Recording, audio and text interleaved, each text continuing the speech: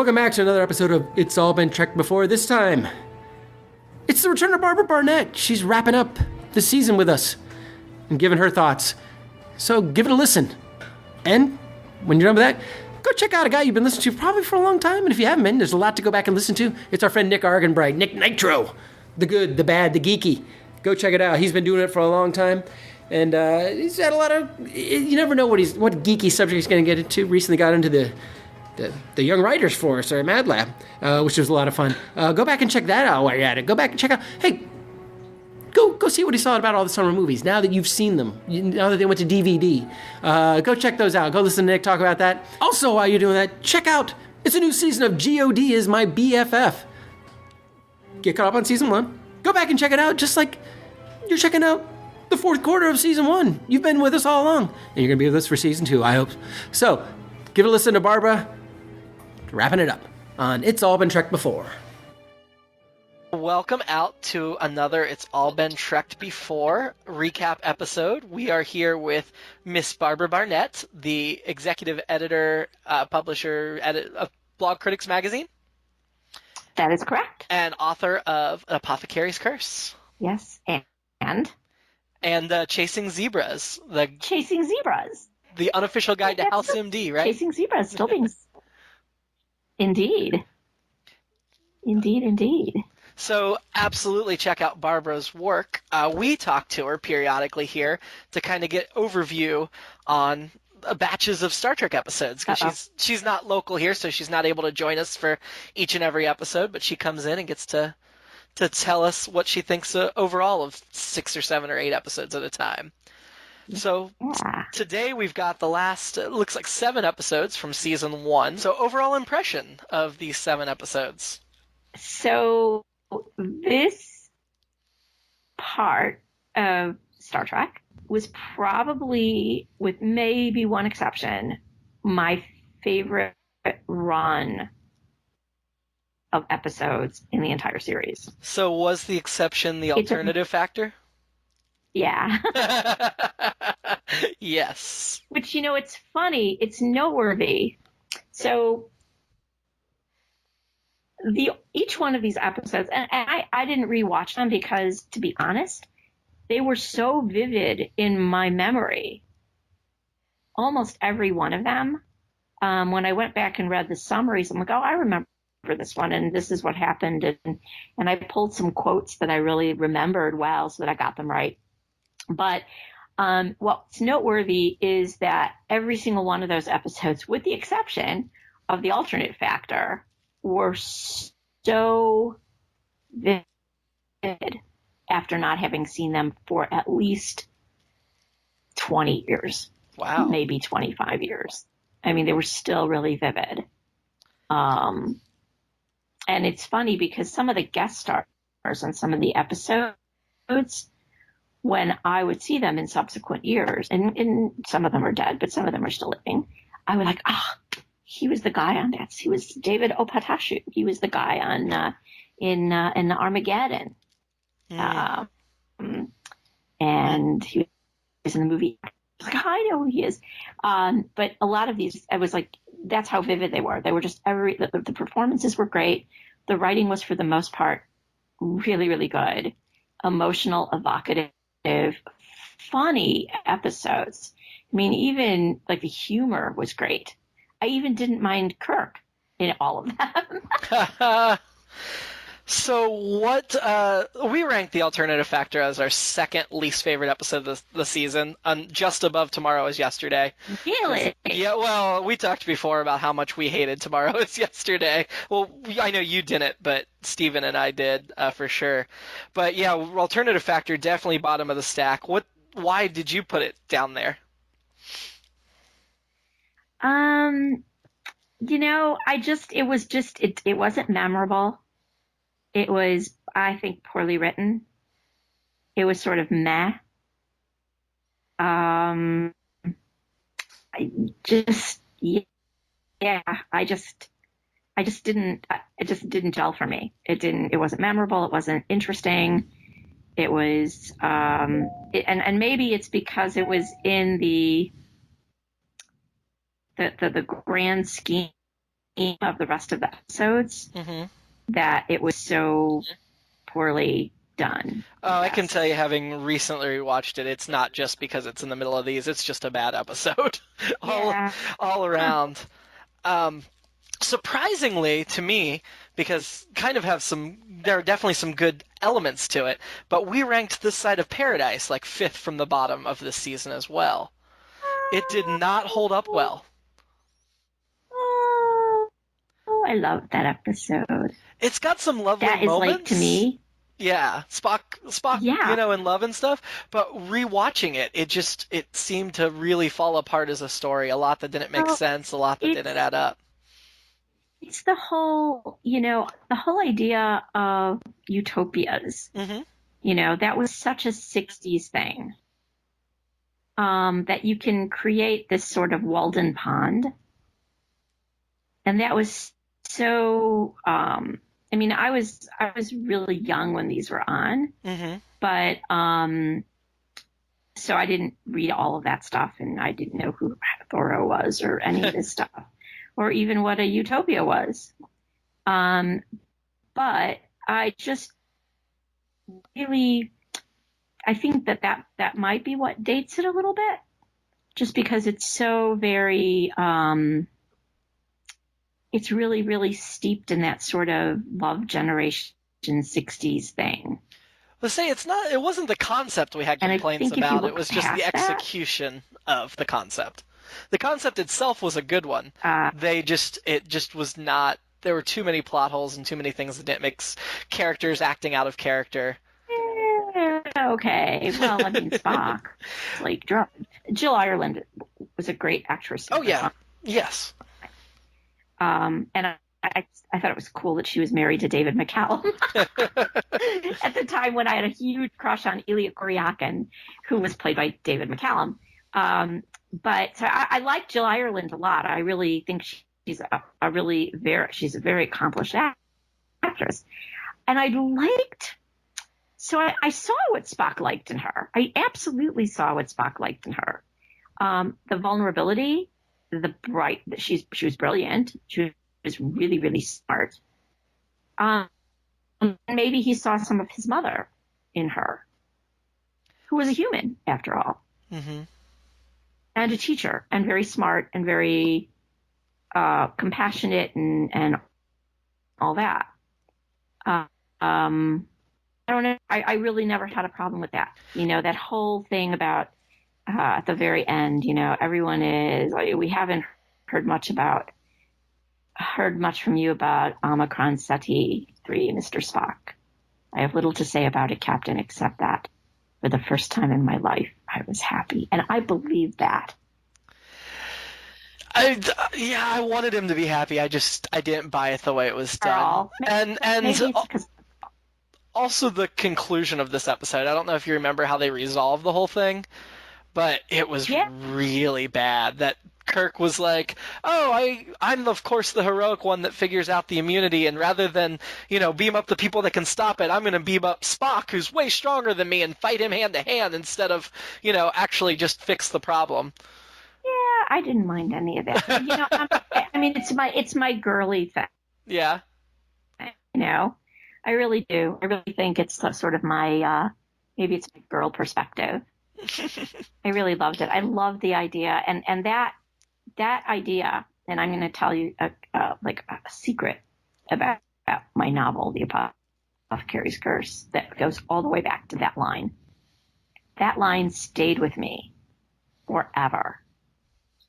And what I took away from that, and I think that was like the first moment that I was like, Spock, yes, he is like that character. But that idea that you can have a tormented, conflicted character who eschews every bit of relationship for good reason, but they're not happy about it, and it makes them sad, and it adds to their grief. And I think it's a girl thing. I mean, I really do. I'm going to be, that's my perspective. Okay. Anyway, but we can argue. You will never dissuade me from the idea that this was just such a great, to me, one of my favorite episodes. Not up there with The Trouble with Trolls, but Oh, no. definitely. What was your favorite of this batch? Oh God, it could be This Side of Paradise, but all right. So I like them all. It's really hard. I knew you were going to ask me that, and I was really thinking about how I could answer that question. It is So tough. I'm just It going is to a kind tough of go. one, yeah. Can I just kind of go through them? Sure. And just what I loved about each one and what really stuck with me. So the first one that we were looking at was Armageddon, right? A Taste of Armageddon, yes. Taste of Armageddon. So how did you rank that one? That is our 5th best of the season. In Fifth fact, best, 3 of okay. the top 5 are from this batch of episodes. The 2 that are in the top 5 that aren't are The Caged and Where No Man Has Gone Before. Okay. Yeah. Like, so you agree with me? These are like really some of the strongest episodes Oh, I mean, in the season. Taste of Armageddon we have at 5, Errand of Mercy we have at 3, and then we'll talk about Sitting on the Edge of Forever in the Cage because we've been battling on which one first, which one second. But yeah, I mean, those are strong. And then Okay. I'd say Devil in the Dark is still pretty in the top 10 as well. I mean, it's still a really strong episode. So Armageddon. Mm-hmm. One of the things that struck me at the time, and again, I was like 9 or 10 years old when it was aired, and the message that episode has still resonant Mm-hmm. now. The idea, and in fact, we've crept closer and closer and closer to that kind of a society where and it was just such a brilliant allegory. You know, at the time people were talking about, I think it was around that time, like neutron bombs, right? That destroy people, but not buildings.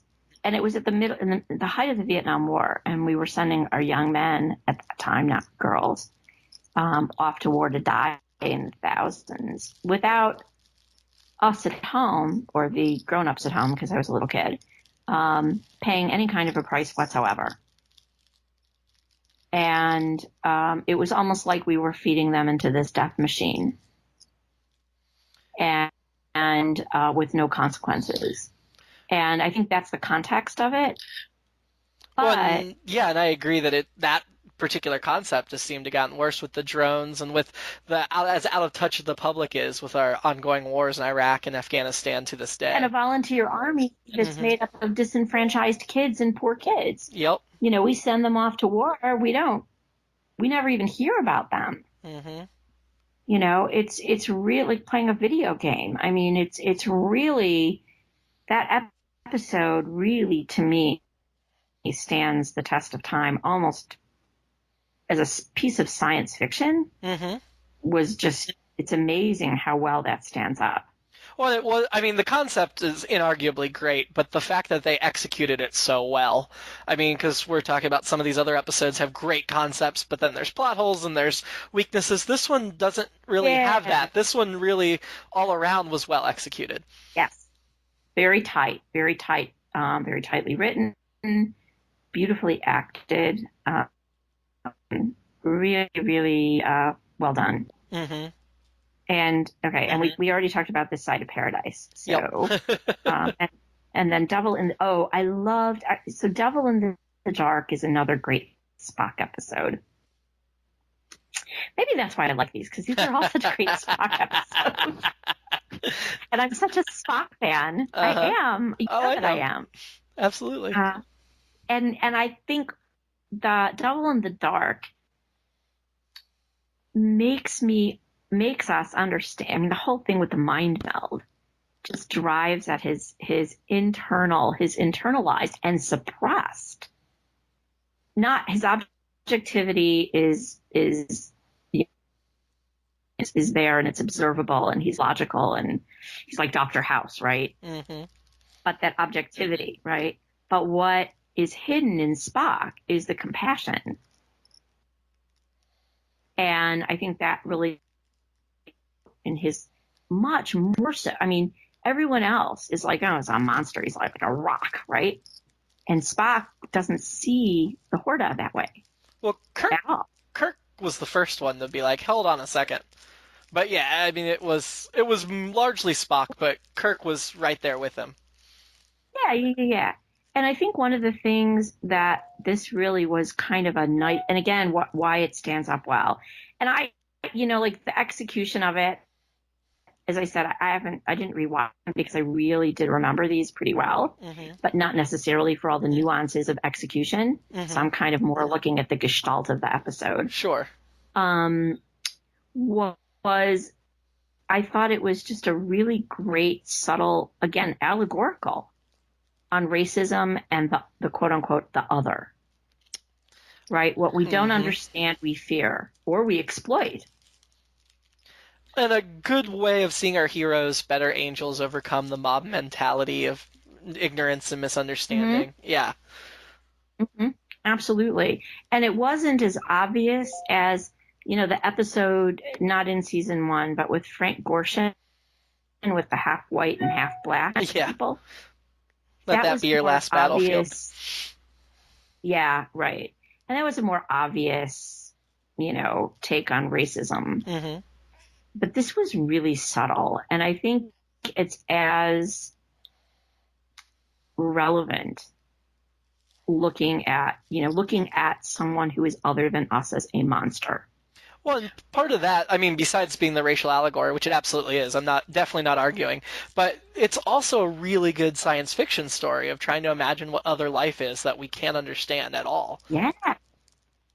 So it has both elements. And the mind meld? Was that our first mind meld? It was. It was awesome. Right? Yeah. Oh, yeah, absolutely. Nobody forgets the pain. And the other thing I love about it, yes, oh my gosh, the pain. Slightly overacted, but pain. Well, yeah. But I love the humor in the episode. The humor was great. Yep. It was flat out, I clipped a couple of quotes. What about Chief Vandenberg said about the Horta is exactly what the Mother Horta said to me. She found the humanoid, this is Spock, the humanoid appearance revolting, but she thought used to it. McCoy. Oh, she did she? Now tell me, did she happen to make any comment about those ears? And Spock gets all like, and again, remember, I haven't seen these episodes for like 20 years, but I remember he got all haughty about it and, a little self-righteous. And he says, not specifically, but I did get the distinct impression that she found them the most attractive human characteristic of all. I didn't have the heart to tell her that I only have. I mean, that whole, play. I mean, it was you really like those ears? It was a great example of the chemistry between McCoy and Spock and how that grows. I mean, having recently rewatched it, I did not believe at all the Horta said anything about the ears. I thought that was just Spock having Spock having a go with McCoy. Yes. Yeah. And that was great. And that's what I loved about it. Yes. Yeah. Yes. It's that relationship, because we talk about the trifecta at the center of Star Trek, and it is a trifecta. McCoy hasn't been as much of it in season 1, but going forward he'll be more of it, especially in the films. But Kirk is married to the Enterprise, so he's slightly apart. I mean, yes, he's very close to McCoy and Spock, but Spock and McCoy have a bond that he's not a part of as well. And this is a time where we get to see that developing. They're frenemy. They're good frenemies, to coin a. Really I wouldn't even call them. I mean, maybe at this point, frenemies. But as time goes on, there's definitely real affection between them. That it's not. They're not hostile. They enjoy bickering. They do. They really do. One another. And I love that about Spock, because that's a really human thing. Yeah. Because as a logical person, so Spock, I see Spock, and I see the way Nimoy plays Spock as sort of that arguing part of him when he does serious arguing, or his logic part of him. He sees himself as a Talmudic scholar. And that's what they did. I mean, that's what the rabbis of the Talmud did to interpret the Bible, was the Old Testament.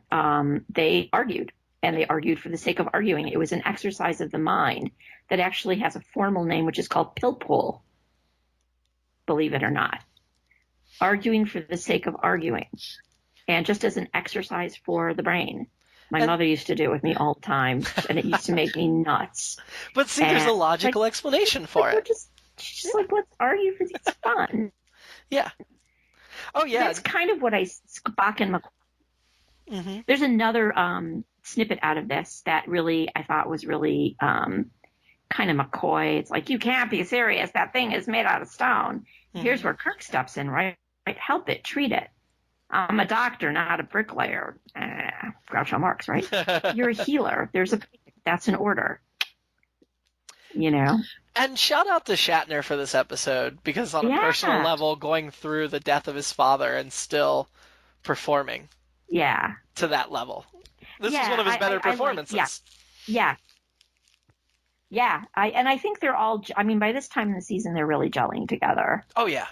In general. For sure. But I really liked it. I love the kind of subtle, like, what makes a human human? You know, what makes a being? What's the essence of that being's soul? And when you compare Spock and McCoy, Kirk and McCoy are both human, right? But you compare Spock, who's supposed to be logical, fed it all by that kind of innate compassion that we should have as humans, that we think of as human characteristic. Mm-hmm. And you compare him to McCoy, who's like, I'm not going to touch that, or any of the other people down there.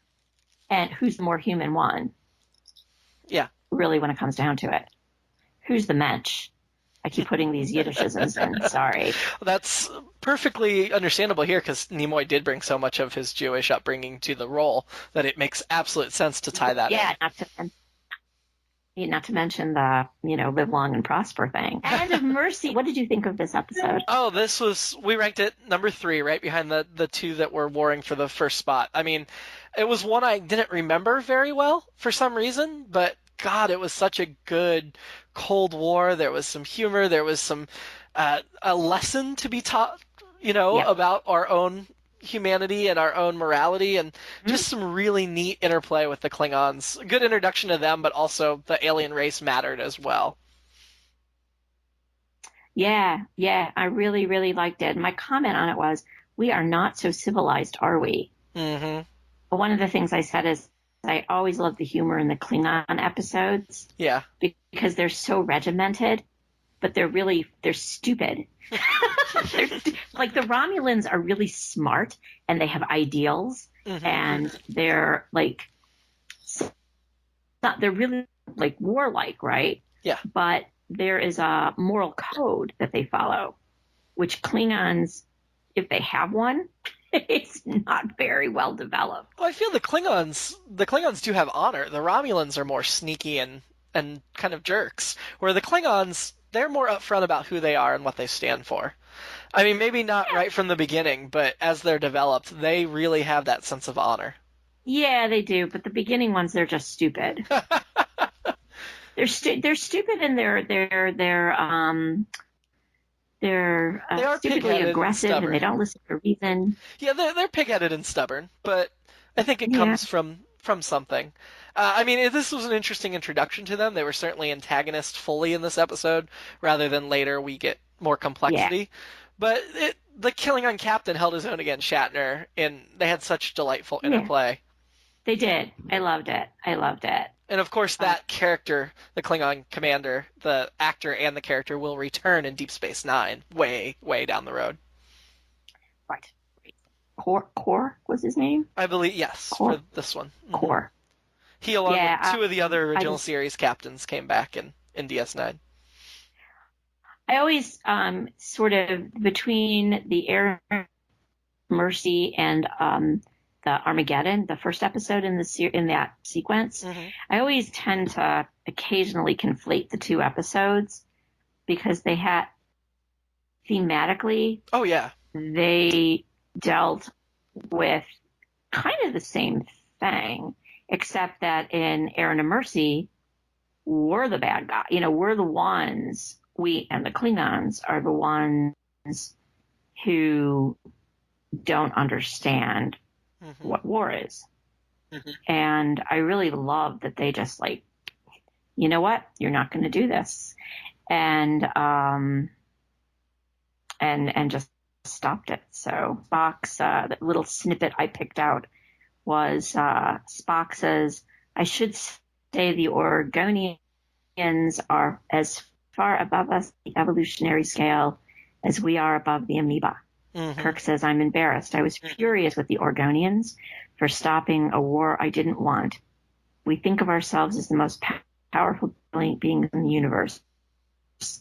It's unsettling to discover that we're wrong." Oh, yeah. And I mean, I think that's true. We get sucked into wars. World War One. I mean, it's the centennial of World War One. We got, the World War One started because of a stupid thing. Mm-hmm. It's like, really? We didn't want that. Well, no one wanted that war.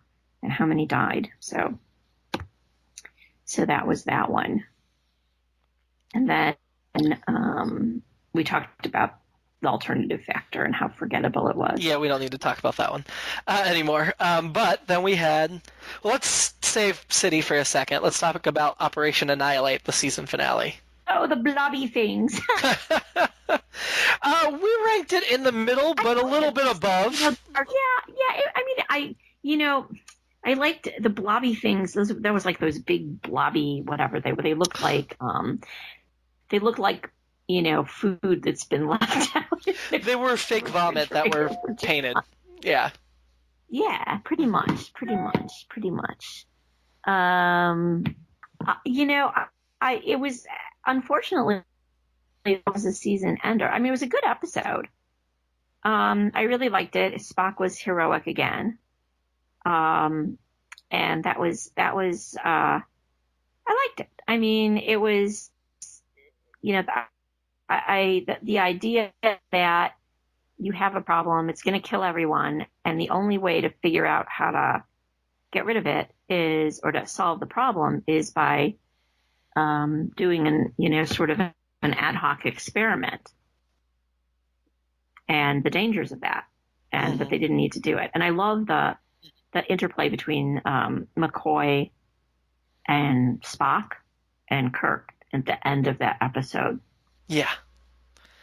They didn't need to blind him. They didn't, and Spock is kind of reassuring them that, that it was okay, that he was far better off to be blind, that it was, I can't remember the exact line, but it was like, it's a better choice to be blind than to be insane.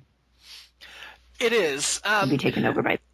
I'd say what knocked this down to the middle for us was it was a good episode, but some of the plots were just tied up too neatly and too quickly.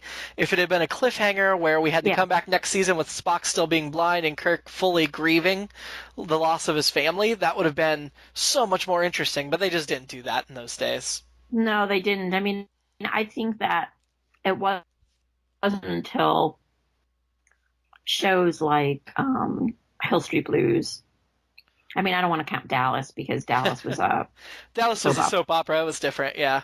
I mean, even Next Generation, they shied away from that for the first few seasons because they didn't think they could or should until Best of Both Worlds. They broke their rule. I mean, that's sort of serializing procedural shows. Mm-hmm. Didn't really come into big play until the 90s, the 2000s. Yeah. But shows like Hill Street Blues and LA Law and all those 80s shows, NYPD Blue, I mean, all of those procedural shows that were on NBC and not on, because CBS is still caught in that. Okay, so we need to talk about The City on the Edge of Forever. Oh. Okay, so I have to say this first. Okay. For years and years and years, and now I realize I was wrong, I thought one of the funniest scenes in all of Star Trek was in this episode. And then I realized, well, wait, this was such a serious episode, it couldn't be. So you know what scene it was another episode that was set in a similar kind of time setting. Oh. Do you know what I'm talking about? Patterns you know what of funny scene I'm talking about? No, what scene are you talking about? The Fizbin scene. Oh, okay. Yeah, that's not this one. Okay, well, they were disguising themselves, and they weren't really disguising themselves, but they were like trying to be like those kind of gangstery kind of guys, and they were both sort of set in the 30s, and so that's where I got confused. But This episode does have one really funny I was scene in really it, sad. though, where they steal the clothes and then are immediately caught by the cop, and then they talk about Spock's ears getting caught in the rice picker. Yes, that was great. That was hilarious. Yes, it was. Harlan Ellison, the most. Oh, he hates this episode. I want to. Yeah, well, you know what though? That is the common wisdom, because Roddenberry tinkered with it. And they've released his original script, which I've downloaded on my phone but haven't had a chance to read. But I guess he had like a whole drug dealer subplot and stuff on the Enterprise, and Gene Roddenberry was like, you can't have a drug dealer on the Enterprise, and that, yeah. Wouldn't it be fun to reshoot that episode with Harlan Ellison's original script? I don't know. I don't know. I love this episode so much. I don't want to touch movie, it. Yeah. Yeah. Don't mess with perfection, right? I mean, I wouldn't call it perfect, but it's pretty close to. I mean, it is the top of the Star Trek list for me. It's not up there alone, but it's at the top. And time travel episodes are so difficult to do, and it does it so well. I mean, this is straight up classic science fiction. But also such a love story. Done, and the whole idea. I mean, there is a plot hole in it. There is. What's the plot hole? So the whole idea is she can't, she's got to die, right? Because if she doesn't die, she's going to start this pacifist movement, and World War II, the Nazis are going to win, and because the U.S. is never going to enter the war. But who's to say? Because history doesn't change, right? Maybe history doesn't rest on a single act, or a single moment. Maybe there isn't, chaos theory suggests that if she had not died, and she had her pacifist movement, someone else would have risen up in her place, or someone else would have risen up to stop her. Not necessarily killing her, but I think that's definitely an interesting argument to have and a discussion that could come out of this, but I wouldn't call that a plot hole. I would just say that's an area that would bear further discussion, and because we don't know how time travel works. I mean, we can theorize all we want, but of course it's not a real thing. Yeah, I'm playing with it right now. I'm playing with right now in my novel. I did not ever believe that I was going to do time travel ever in my writing, but it just had to be there. It's like, it's not overt time travel, and it all has to do with Tesla and wormholes. And yeah, I mean, I think there's a number of cool. I think it's pretty cool. Oh yeah, no, I mean, time travel is neat, and there's a number of different approaches you can take to it. All you should do is just be consistent within your own work, set your own rules, and stick by those rules. Oh God, yes. And you know what? You have to do that. And what does that world look like that you're stepping into? And that has to be logical and consistent. And that's what I'm grappling with right now. Yeah. Is making sure that every little bit. And this is the second book. People only get just a glimpse of this other place that you step through this portal. But the whole way the portal is set up is like, anyway. So I'm like right in the middle of editing the novels. You should never talk to a novelist about editing a time travel novel. Anyway. I'm definitely going to leave that in to encourage our listeners to go check out Apothecary's Curse. Yeah, definitely. So, City on the Edge of Forever. It's just beautiful. That's just a work of art. Well, you've got a great... your Kirk and Spock characters are solid here. You've got a great Kirk hero episode, but also Kirk vulnerability episode. You get to see what he's like away from the Enterprise, having lost his life's mission. Yes. And it's set over a lengthy period of time, so the characters have time to grow and change and interact. It's not just like, okay, we're down here for a day and it's over. Right, exactly. It's really nicely set up. There's a nice arc to it. The message is, you cannot change. You cannot, like the whole paradox of changing history. To me, that's like the most powerful thing. Yeah, it's got the solid sci-fi elements for sure.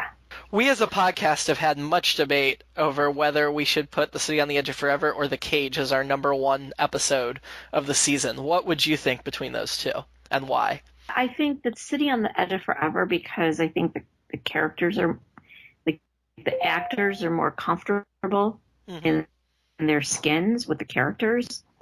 I think the characters themselves are more fully formed, more three-dimensional, like more emotionally invested. I guess maybe I was more emotionally invested in City on the Edge of Forever. Maybe that's why I like all these episodes toward the end of first season more, is because they really do understand their characters by now. I agree completely, but a devil's advocate, I mean, Pike is a complex character that is fully developed in that one episode. I mean, the story of what he just went through and how he's thinking about quitting and this opportunity in another life, that's really strong. And, you know, it's not like that episode did not have that character development. Yeah. And the fact that he could do it in a single hour is pretty impressive, too. Yeah. I mean, it was like a little movie, right? I mean, it was really like a little. So was City on the Edge of Forever. Yes. Like a movie. And I think they both are. So can we call it a tie? No, we've left it at a tie for now, but the next episode after this is going to be our full season wrap up with the group that have been doing the week to week, and we have decided we are hashing it out and we're going to pick one way or the other. Okay, put my vote with City on the Edge of Forever. Okay, I will do that. That might be what we need to tie break, because there's 4 of us and we're 2-2 right now. It's funny. Okay. It's funny that the people that have liked Star Trek for a long time are the ones that are landing on the side of City, and the 2 that are fairly new to the whole thing, either have seen very little as a child or not seen any at all, are the ones that are voting for The Cage. So that makes me wonder how much nostalgia and, you know, the fact that we don't have 1 year of knowing these characters, we have decades of knowing these characters play into us deciding on City. Yeah, I mean decades and decades. Right. Yeah, you can't separate out and you know, erase all of the knowledge we have of these characters. And so these episodes, besides having a lot of good Spock stuff, any other commonalities or major themes you were seeing? Good social commentary. All good science fiction should be social commentary, not preachy. Yeah, they were sort of preachy, some of them, but they were all preachy. I mean, the whole series was preachy because that was the time it was originally broadcast. And the creator's personality. I mean, Gene Roddenberry was definitely preachy and opinionated. Yeah, and it came through, and it was really, really, really. It was at a time in American society where the grown-ups needed to be preached to because they were insane and they were making the world bad. Yeah, I agree with that. I agree. You know, as a little kid of that generation, I mean, it, and I think that Star Trek, and I think that's why Star Trek resonated and continues to resonate and has come back. Like it's the Rasputin of science fiction series because it keeps coming back for another life. It's because it is so resonant, and it can, you know, it's not this big heroic quest kind of thing like Star Wars is. Although I'm one of those people. I like Star Wars. I like Star Trek. I absolutely loved Rogue One. That'll be the end of season 1, and now we start on season 2. Fun. Oh, the trouble with tribbles is coming. Not till mid-season. Some really good, talented writers writing on the second season. Mm-hmm. Thank you. All right, take care and enjoy the baby. Thanks, you too. Bye. Okay, talk to you soon. Bye.